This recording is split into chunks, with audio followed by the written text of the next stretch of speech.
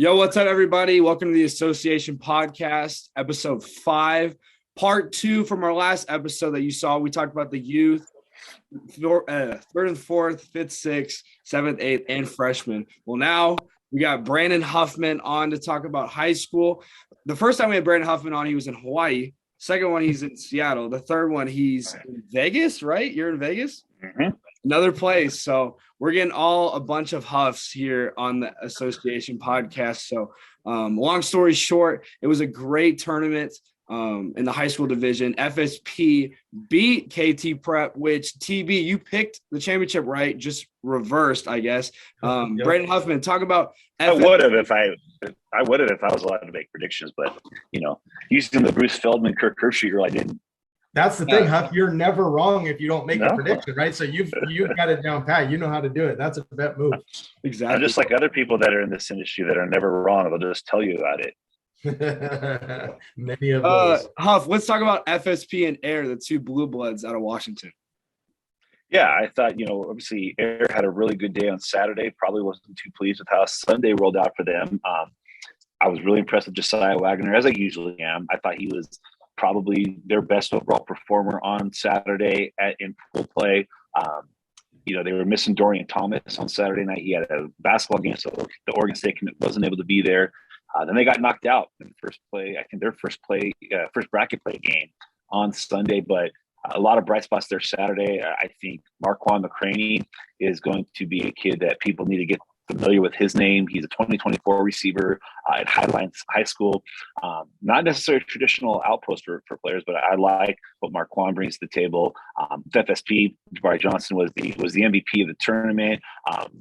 For 24/7 Sports, we actually went with Caleb Presley as our alpha dog for the weekend, which is kind of a combination of best overall player, but also the guy who has, the presence to him. And it was actually interesting enough, one of the quietest weekends I've heard from Caleb, just from a vocal standpoint. He's usually got words to say, but he just kind of let the play do the talking. He had an interception in the championship game. I thought he played really well to the point where he got our alpha dog. Obviously Gabarri was coming in hot, had the offer from Washington that he got right before the event. So he played with a little bit of a kick in his step. Jason Brown, who was the number 2 player in the state of Washington 2024. I've been saying this for 2 years now, that I think that kid's got a chance to be an elite corner, but everybody in the country keeps messing me up and recruiting him as a running back. Alabama had offered him last week as a running back, and he even said, he's like, man, I don't even know if I'm worthy of an Alabama offer. And I'm like, bro, if Alabama's offering you, you're worthy of it. But I think he's an elite DB. And so he played mostly nickel safety linebacker on Saturday and Sunday and looked the part of an elite football player, which is what he is. There's a reason he's a top 25 guy in the country. So those 3 guys were kind of my standouts. There was a couple other guys that made our top performance list. I thought that Sean Daniels had a good weekend. I thought Tony Harsty, who was playing with FSP's 5-star team, had a good weekend. They made it to the semifinals. Braden Platt, fans or players are lucky that there's no contact in 7-on-7 to the point there's no tackling, because the way Braden Platt can close, he would hurt people. If he, it would be a problem, and it wouldn't be for Braden, because Braden is built like a brick house. But those teams they're loaded with talent, with a lot of recruits, and I thought those guys lived up to it. You mentioned obviously Heir FSP. I thought at the quarterback position, Micah Balzarini actually threw the ball really well on the weekend. Watching him for Heir spin it, he has such a strong arm, throwing those deep comebacks and outs. And then also Jake Skockel for 5-star for FSP as well. He's got a couple D1 offers. Still an underclassman. You mentioned Tony Harsty. They had been on that infamous South Sound team together that never, ever lost. But Jake made some big time throws too. So really fun to see. And you mentioned, Brown with the Alabama offer, and then Caleb Presley of the Alabama offer. I mean, in the FSP secondary, you've got 2 guys with Alabama offers. I think Nick Saban knows how to identify and recruit pretty good DBs. So that's saying something. So pretty cool seeing those 2 programs and the star power they have. Yeah, as we keep talking about programs, the team that made second was KT Prep. And I wanted to highlight not just Jaden Rashada, but their second quarterback, Luke Duncan. Actually, I thought he played well. He doesn't get a lot of noise because of Jaden Rashada. He's a 3-star quarterback. He's 6'5". He's got a lot of height to him. He's a smart kid. It sucks that they had to play their own team in the semis. But kind of talk about KT Prep. The thing with Luke Duncan is, he may not be the top team's top quarterback, but you talk to Nate Caney, you talk to Julian Caney, who's the player personnel guy for KT Prep, and they'll both say that there's not that big of a gap between the two. Obviously, Jaden's got the recruiting attention that comes with it, and it's absolutely warranted. But when you watch Luke Duncan throw, this is a guy whose spring is not going to be boring. He's a guy that I imagine as coaches get out on the road this spring will come watch him throw. They're going to see his size. They're going to see his arm. I was talking to one of my guys at National Press this morning, Trent Herzog, who does a lot of the regional scouting. He handles the Northern California for National Preps. And he said he's had a number of schools reach out to him and say, can we get legit height on him? Can we get legit weight on him? Because these coaches are eager to see him throw, but they had bigger things to do in January with the 2022 class. So 2023, I imagine April and May is going to be a boon to his recruitment. I even said, like, this guy's got a Carson Strong presence to him, where Carson Strong played for KT Prep. Now he's potentially going to be a top 15 pick and, relatively overlooked because he wasn't at a glamour program. Now, the irony there is that Miramonte produced a quarterback of, one of the greatest teams of all time. Taylor, you played against Ken Dorsey back when you were at University of Washington. So same high school, but it's fallen off in terms of the frequency in which coaches go by. So there's going to be a lot of coaches pulling through Miramonte to get a chance to see Luke Duncan this weekend, or this spring. And if he shows what he did this weekend, there are going to be a lot of schools that are going to be extending offers to him. Before Huff, you talk on a couple more KT Prep guys, Jaden, and we got kids committed to Notre Dame and all over. I'll just put a cap on it with kid we're talking about right now. I've coached dozens and dozens of Division I quarterbacks as a QB trainer. I've worked with dozens of kids that have gone on to the NFL, including a couple that have been in the Super Bowl and 2 even won Super Bowl MVPs. I'm not saying this kid, I'm saying he's going to be a number 1 pick or a Super Bowl MVP. What I am telling you is he is a D1 scholarship kid, like without a doubt, and a kid that if he continues to develop and gets in the right program will be a big time impact kid and a next level player. I mean, the way he spins it, his size, his swagger, watching him control the huddle, and to be behind Jaden Rashada, who's the number 1 quarterback in the country, we've seen that in Washington when Jake Sherman was behind Ross Bowers, or Max Brown was behind Jake Heaps, and Jake Heaps was number 1 in the country. Then Max Brown came behind him and was number 1. So wouldn't be surprised to see something similar to that as this offseason continues to play out. So Huff, go ahead and talk on a couple of the other KT Prep guys that stood out to you. I mean, obviously, Jaden Rashada would have probably been the alpha dog and MVP of the tournament. Both had KT won that last game. A big reason for his big weekend was Cooper Flanagan, the tight end from De La Salle, headed to Notre Dame. Just a side note, it shows you the De La Salle kind of mafia that's out there, that there was probably 3 or 4 guys there. Matt Gutierrez, former former Michigan quarterback, he played at De La Salle. A bunch of guys that are De La Salle grads that live in the area came just to watch the KT guys play because of Dade Canyon, because of Goody. So, we had a lot of De La Salle alums there at the tournament this weekend, but Cooper Flanagan's the next big time guy out of there. He's committed to Notre Dame, top 100 player nationally. He's an inline blocker in that veer offense that De La Salle runs, but he will be a dude at the next level as a pass catcher. Thought he had a great weekend. A couple other guys I like, Salvador Wally out of Roanoke Park, Rancho Pataki. Thought he was their best DB over the course of the weekend. And then a 2024 that I really like was Logan Soldate from Palma in Salinas. He had a really good weekend. The one bummer about KT2 is when they got to the championship game, a lot of guys had to get back for flights. So there were players that had to leave right after the semifinals before they got to the championship game to catch their flights. And then between that and the rain, I think we were robbed of what could have even been an even more epic championship game between those two programs.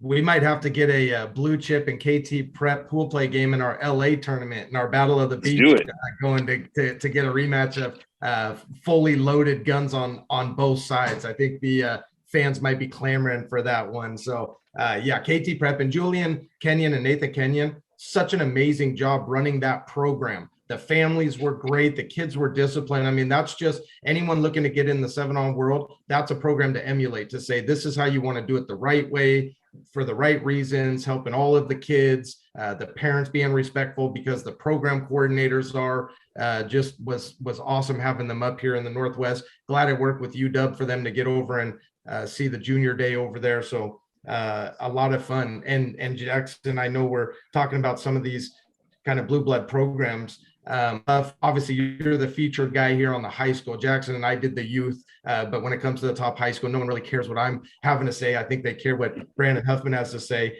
Talk about a couple of these programs. MVP, run by Matt Quinn out of Eugene, Oregon. Team Lillard, run by Houston Lillard and Rashad Carter out of Portland, Oregon. And Big 12 performance run by Jamar Howard out of Vancouver, Washington. Yeah, with MVP, they've got one of the best tight ends in the 2024 class nationally, in AJ Pugliano. He was at Oregon's junior day. They did like a little mini junior day in the day. As soon as that was over, drove up, got to be part of the tournament. He was one of my top performers. It was a very tight end heavy weekend between Cooper Flanagan, between AJ Pugliano, and then I'll talk about Riley Williams in a second. But really like what I saw from AJ. Charlie Crowell is another kid that is part of the MVP program. He's out of Summit High School in Bend, Oregon. There will be plenty of reasons for me to go to Bend, Oregon. Sometimes it might be football related. Other times it'll be brewery related. But he's 2024, so I might have to go watch him play a couple times over the next couple of years. But you got Pugliano on one side and Kroll on the other side. And this is after MVP had Jake Newell, who's a Polynesian Bowl All-Star, headed to Arizona State. So Matt Quinn definitely has a good little tight end history there. And AJ Pugliano is going to be one of the top recruits. And I was really impressed with him this weekend. As far as Lillard's concerned, I remember going to see Jefferson play in week 2 of the season. And I remember texting that, Houston had been the former head coach at Jefferson, and he was out watching another guy. But I said, this Sanborn Nelson kid is a dude. He's a dog. He's got some ish to him. He makes plays. He talks about it afterwards. And I really liked him. They have a really good secondary, Kyle Chen, Gabe Tahir as well. Both those guys have Penn State offers. And we talked about their junior day visit at State College this weekend. But I thought it was Sanborn Nelson that really came out, had himself a good weekend. And then with Big 12, obviously Riley Williams is the number 1 player in Oregon in the 2023 class. Already committed to play in the Under Armour All-American game. He's got offers from everywhere. Keep an eye on Miami with him. His first offer, or one of his first offers, came from the University of Oregon. Mario Cristobal was the coach at Oregon at the time. His brother played there for Mario, but he went out and visited Miami 2 weekends ago. Loved the visit out there. Loved Miami. Obviously, there's a little bit of a track record with tight ends in Miami going back for 35, 40 years. Riley, I thought he was one of the best overall performers there this weekend. He's a red zone target. He's a threat to catch the ball anytime. Cade Nomorato, it was one of I don't want to say it's a coming out party because, he was obviously Northwest 9 guy last year. But as a freshman, played some minimal snaps on varsity. He'll have a chance to really emerge over the next couple of years. I thought he spun it pretty well this weekend as well.